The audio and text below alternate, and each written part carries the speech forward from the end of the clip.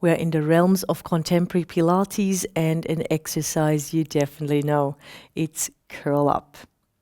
So while Martina will be doing the exercise, I will be elaborating on training aims we have, training principles that apply, and I will also include a really nice tactile instruction that will change the focus of the exercise to the back rather than the front, because a lot of the times we are focusing on the front. So it's nice to shift the awareness to the back. But let's start in front, and let's start with the pelvis and the lower back. The starting position is centered. So the pelvis is neutral, the spine is in a centered alignment, the natural curves of the spine are maintained. Before moving the body, actually, the center is engaged. Pelvic floor, transverse abdominis, the multifidi also support a stabilized, dynamically stabilized lumbar alignment, and then the diaphragm being part of the center, the breath is continuously flowing. So Martina's center is engaged now. That's what we call movement initiation to start, center engaged, and then Martina is moving into the actual curl up, rolling up. The pelvis stays centered, as you can see very nicely, and the lower back is in what we call an elongated position. So the natural lordosis of the lumbar spine elongates when Martina is curling up without flexing. So the lower back isn't pressing down into the mat. There's just a little bit more length in the lumbar spine as Martina is engaging her abdominals in front. So the transverse abdominis is a stabilizer. Then we have the movement muscles, the rectus abdominis as a prime mover here, fully engaged. The oblique abdominal muscles, external, internal obliques, assisting the rectus abdominis. Right now they are fully engaged. This is an this is an isometric abdominal contraction. When Martina is going down, she does it consciously, eccentrically, working with the abdominals, concentrically as she is curling up, rectus abdominis, obliques, transverse abdominis, flattening the abdominal wall, maintaining a strong intra-abdominal pressure for good quality lumbar pelvic stability. So far so good, looks fantastic. So let's move up to the neck and let's see what's happening there. So Martina, if you curl up one more time.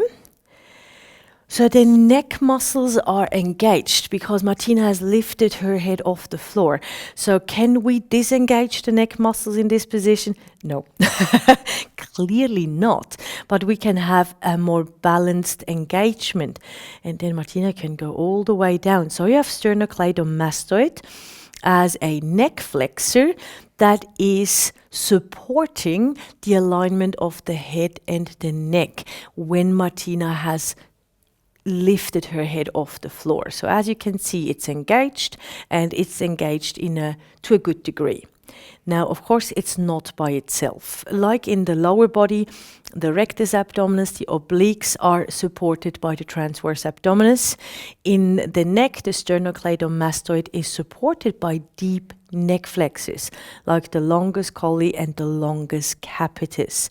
So deep neck stabilization, bringing the sternocleidomastoid into a good position to work against gravity. So let's have a look of what happens when the sternocleidomastoid is in not such a good starting position.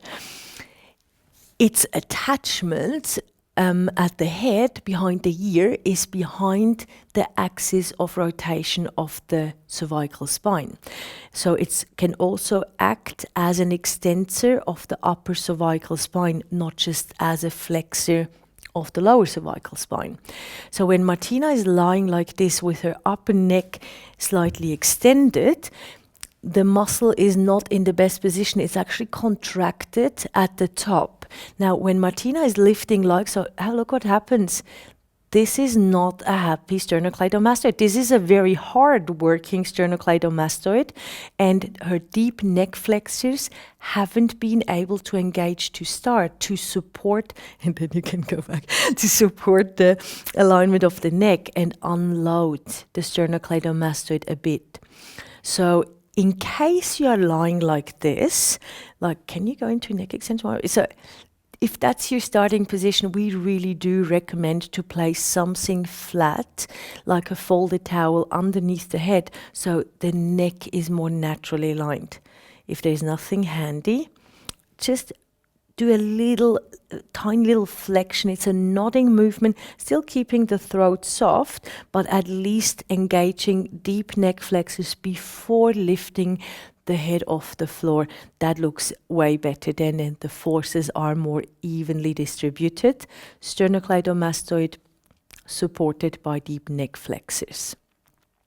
So I've been speaking all about the front, the abdominals, the neck muscles, and now let's see what's happening at the back. Of course, there's something happening. As Martina is curling up, her thoracic extensors are lengthening. They have to lengthen so she can curl up and engage her abdominals fully. And then you can go back down. So if they are very held, it's still possible to do it, but it requires so much more work in front. So double the work if the back muscles are tight. Can you go one more time? So by sensing that the back muscles lengthen into the movement, there is less work for the abdominals. Even if it's just an imagined sense of lengthening, it still helps. And it gives a more balanced engagement to the front and the back of the body. You can roll down slowly again.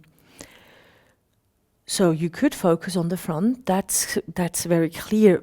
But you could also transfer your awareness to the back. So I will be doing now one tactile cue that is really lovely to bring awareness to the back of the body. So I'm placing my hands underneath Martina's head, and I'm just ever so slightly lengthen the back of her neck. So it's a guiding tactile instruction. So Martina's sense is lengthening the neck, and then when Martina is moving into the forward flexion, into curl up, I keep giving her a sense of direction, lengthening through her upper back and the neck. Even when she's going down, I keep giving her a sense of length.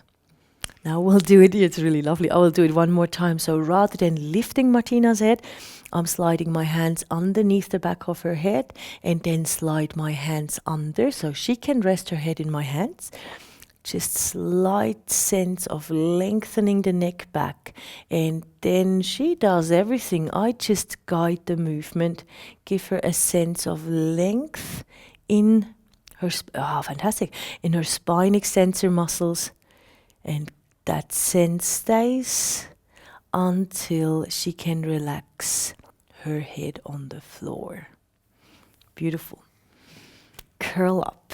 Enjoy it. Take the time to change your awareness every now and then to the back. Feel that sense of lengthening into the forward flexion. It really does make a difference. Happy practice.